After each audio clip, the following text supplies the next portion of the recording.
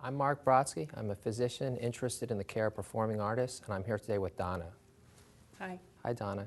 Can you tell me a little bit about your neck pain? It's usually in the form of a stiffness. It can tend to keep me from having flexibility and mobility when I move my head from side to side like this, or turning especially. I have difficult time with that, and I can only go so far before it hurts too much to move any further. So it limits my mobility because to move further would hurt. As a singer and a piano player, how does that affect your performing ability and sound?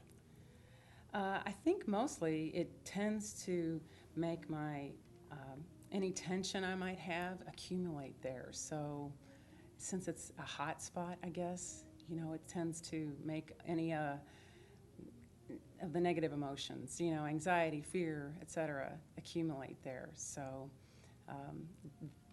if you can't move from your shoulders as a piano player, you lose a lot of your percussive power. It doesn't come out of your wrists or your elbows. It comes out of your shoulders. So kind of it limits me as far as, like, I might have already at this point, having had the injury for 10 years, have grown so accustomed to accommodating for it that I've made changes in my ergonomics in playing that I'm not even really aware of. That's interesting that you mentioned the emotional factors of your neck pain, because in a history as a physician and any musician or any patient actually, I would really start with early, childhood. What was the childhood like? Any trauma in childhood? Any car accidents? Mm-hmm. Things like posture, things like carrying your instrument. I guess, you would definitely have a neck pain if you had to carry your piano, but luckily you don't have to do that. But these are all kind of factors that can accumulate and lead to kind of long-term symptoms that can affect quality of life and playing. Sure. Have you go to the New Orleans Musicians Clinic. What kind of treatments have you had there for your neck? Well, to tell you the truth, I really haven't treated it. At the time I got the injury, it was from I had a 4-car pileup, and my head hit the steering wheel, and that's at the point in time that the injury occurred. And I sought to see what was the best treatment for it at the time, and the neurologist that I spoke to said that it wasn't an operable condition, and so he basically consigned me to chiropractic care. Okay. And as you're well aware, you can't really talk about medicine anymore without talking about money, and that lasted as long as my, $5,000 auto accident limit lasted. So really didn't get a whole lot of care after that besides what I give it. Okay. I'm glad that you did check it out with a neurologist and get a full exam, because it's important to make sure that this isn't a heart condition, and if there's pain in the neck or radiation or some kind of nerve condition that is a red flag and, needs to be treated. Because many times we kind of prolong going to the doctor, and there are certain red flags, numbness and tingling or weakness that really should prompt a doctor's evaluation. But we're here to talk about today about self-care and what you can do on your own. Okay. And my approach basically to pain is to look for muscle knots, and this is kind of the muscle component of the problem. And usually the muscle knots have a tendency to accumulate kind of in the trapezius area right here. Can you kind of push on that area? Sure. I know right where it is. I self-massage this all the time. Excellent. So that's actually an acupuncture point, Right. and also a myofascial trigger point or a muscle knot point that can be a focus for pain. And by relieving the tension there can be dramatic relief. Have you found a spot in this area, kind of back on your neck area? In both places. I don't know that much about anatomy, but I know there's a couple of attachments and muscles right here in the back of my skull. Is it okay if I touch your Sure. neck? So you can stay there, actually. Okay. So behind the skull actually are the strap muscles, Okay. and those are muscles that can get tight, but there's also a nice one, and I'm going to kind of pinch this is called the sternocleidomastoid muscle, Mm-hmm. and right behind that is a nice knot there. Can you kind of feel that right there? And a nice way to massage that is to interlock your fingers and put your hands behind your back, and then just gently kind of press in those points if you need. It looks like you're pretty good at finding that spot. And you can just kind of let your head drop and chin drop like this, and let your elbows drop, and take a few deep, slow breaths. And I can always tell when people have the right point because their face looks very relaxed, like yours looks right now. That's good. Okay. And also between the neck and, between the shoulder blades and the spine too, are called the paraspinal muscles. And those muscles can get very tight and create a lot of problems. And one of the things you can do for that is when we kind of curl our shoulders up, especially if you have pain in the middle of your back, is really just to kind of use a door or else lie on a bench and just let the arms fall to the side. And what that does, it opens the chest muscles here, the pectoralis, that can get very tense. And also to put 2 tennis balls in a stocking, to put that kind of behind you and lean against the wall, and that's a very cheap massage, affordable and safe. It's funny you said the tennis ball because I have a golf ball that I use for that. Okay, But you should use it on a carpeted surface because it tends to be, it needs a little bit more cushion. It's a little tougher than a tennis ball, but sometimes in order to get a spot back there, if you're by yourself, it's like the quickest way to. That's great. It. And in addition to the pressure points, it's very good to kind of take a diaphragmatic breath, breathing from the diaphragm. A lot of us kind of breathe with our chest, and kind of what we want to do is kind of push the balloon out in our belly and let the air kind of draw in, and that's a very good way for stress relief. So whenever we're stressed, that's kind of a built-in mechanism that's very powerful and can give us relaxation. In terms of one of the kind of emotions that we can run into problems with, especially when we've had a previous injury, whether it be like an acute car accident or more of an overuse injury like playing an instrument or typing like you were mentioning. In addition to looking to things like posture, there's the emotional component and there's anger, and anger has been kind of it's been recognized as a problematic thing in our lives, and that can cause pain. So one of the things we talk about for anger management actually is journaling, and there's actually a lot of good medical research about journaling. And I had one patient who had a strategy of typing emails. He would answer an email when he would get angry, and then he wouldn't send it. So that was his way of journaling. Maybe not recommended if you hit the wrong button. No, you don't want to do that. But even writing 1 sentence a day, I try to keep it very easy for people to, because these are easy changes to think about, but it's very difficult to incorporate. So by pushing on these points once a day, and with the breathing and writing the 1 sentence a day, that's excellent. And social support is very important, so we usually recommend a hug a day. And if you have a pet, that's fine too, or work or family, someone, a partner.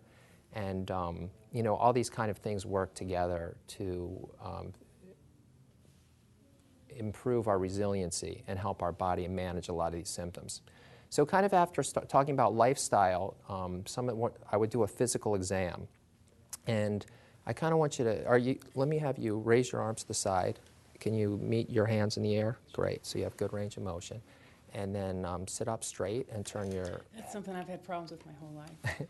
I don't know if it's because I play piano that I tend to slouch, but I've always had a tendency to slouch. I always have to be mindful of my posture. Do you have someone you work with on your technique with piano? People you perform with, or teachers, or even... I'm always talking to other piano players about these kind of problems, but in any way I can improve, I'll take feedback from anybody who's had experience with it. But I read voraciously. You can find out anything you want to anymore online. You just Google whatever the topic is, and you can get all kinds of information. Right. You want to tend to stick to the ones that are credible. Yeah, I actually usually work with teachers because there's so many instruments. Can't be an expert in everything. Well, there's an entire discipline called Alexander technique, which is strictly about how you handle your body while playing your instrument, and it's helped a lot of people who were concertizing all over the world get back into playing because they had gotten so tense and tight that they couldn't actually move anymore, which meant they couldn't play anymore. Yeah. You have to really let go of a lot of stuff. If you tense up, I find that especially with difficult passages I play, that they're extremely fast and require a lot of physical facility, and if you try to do it by pushing through it, you get too tight and you get too tense, and your hands and your muscles won't operate anymore. Right. So you really have to relax and do something that's very quick and very difficult. So it's just the opposite of what you'd think, where you have to push like a runner would sprint. It's the opposite. You Great. have to relax. So you found some help from the Alexander technique and the alignment of your head and your body and your hips and your legs and the Yes, flow of and energy how and to so sit, forth. And Oh, great. you have to keep these things in mind, because the reason I play is because I can't not play. It's just that's something I'm so passionate about. So I tend to get really wrapped up in the feelings of it instead of something that I ought to be mindful of. Right. And I'll just suddenly find myself, oh, I'm slouching. I better sit up. How is your range of motion in your neck when you move your head to the right and the left? That's about all I got right there. And the other way? And the other side is not as good. Yeah. That's about where, it's almost like it's just kind of frozen there, you know? Okay. And I do yoga and Pilates and a lot of other exercise. I find if I don't exercise, there's a lot of benefits I get from exercising that I really need to. It's a part of what I need to do every day as far as brushing my teeth goes. It's kind of the same thing I consider necessary. Absolutely. And exercise and diet and proper sleep, which sometimes can You be don't get a lot of as difficult a musician. as a musician. You go to bed late and get up early. And yeah, those are part of that lifestyle aspect Right. that are so critical to solving problems. Also, many pianos have a lot of laxity in their joints and their hands to reach those kind of hard to reach chords and notes. I'd like you to do a couple things. Are you able to touch your thumb to your arm there? Okay, no. And the finger. I have some arthritis in this joint, so this joint gives me problems. Right? Okay. And it's when there is kind of one joint that's not functioning like the others, it makes the others work extra hard, and there can be some compensation kind of problems that radiate all the way kind of to the neck, and That's right. and then that's stressful, and you know that can kind of perpetuate this vicious cycle. What about if you bend your finger back? Can you make it parallel to? Okay.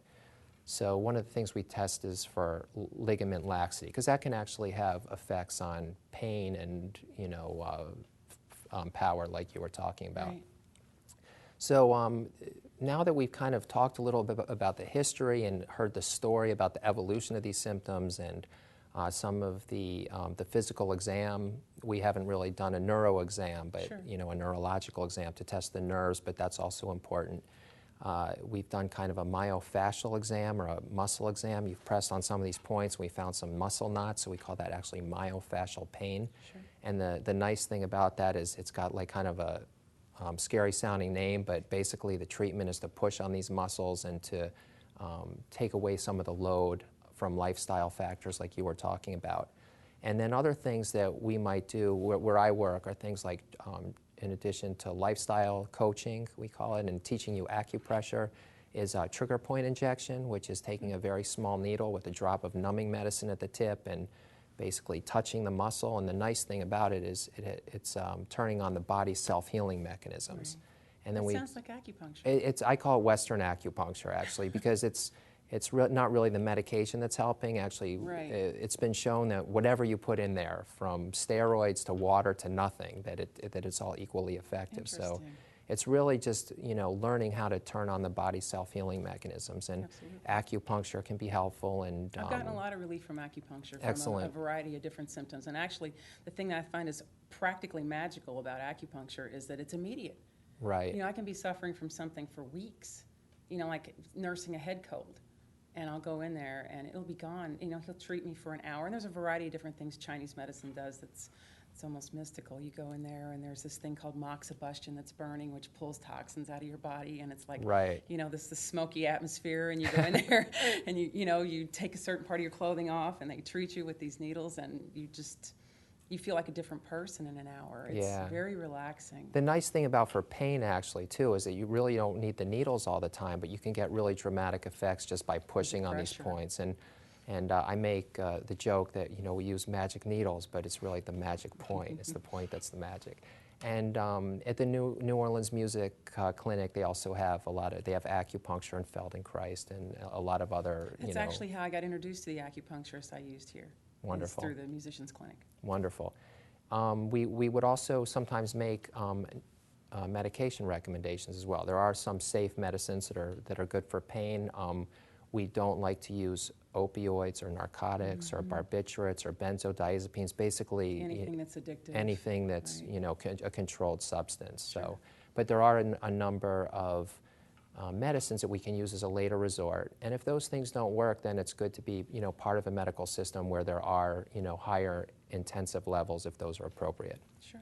So one of the acupressure points I want to teach you is an acupressure point near the elbow that can be very helpful for kind of loosening up the neck. And if you Good. breathe, you get a 2-for-1. Take So it. let me have you stand up for a moment and kind of face me here. Everyone gives me their back whenever I tell them they're going to do acupressure. And kind of stand like this. And let me have you turn your head to the right and the left as far as it can go. Okay, and then the other way.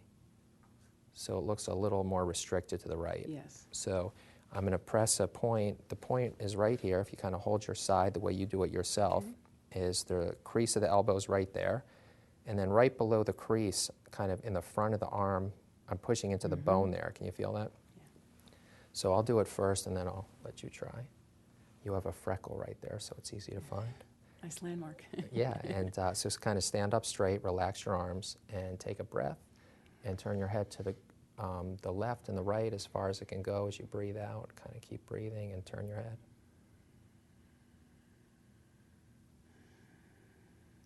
Good. So it looks like there's even a little more range of motion there. There is. Yeah, good job. So you want to kind of hold your side there, and the most important thing is you don't have to go to the doctor to do this. You can do this at home, so or before your show or after, or any time you need it. I recommend that you do this once a day with a slow breath. Kind of take a breath and kind of stand up straight, hold your kind of chin back, and turn your head to the left and the right as far as it goes.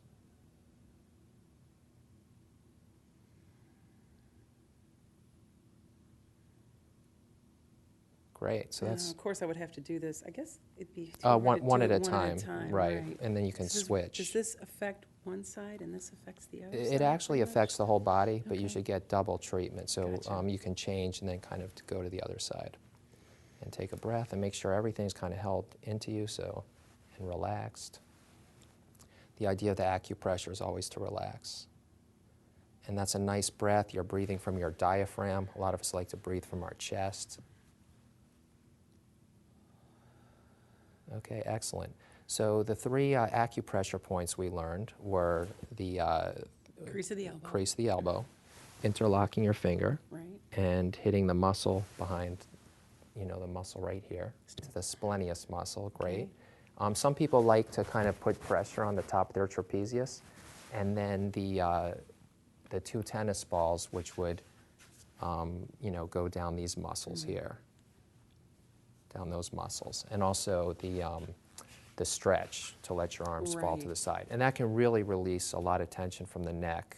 And if ever there's, you know, things feel worse, or always, you know, see a doctor to make sure something new isn't happening. Very good. Okay, nice meeting you. Very nice to meet you. Have a seat, please. For any more information on performing artists and their special health care needs, please contact the Performing Arts Medicine Association.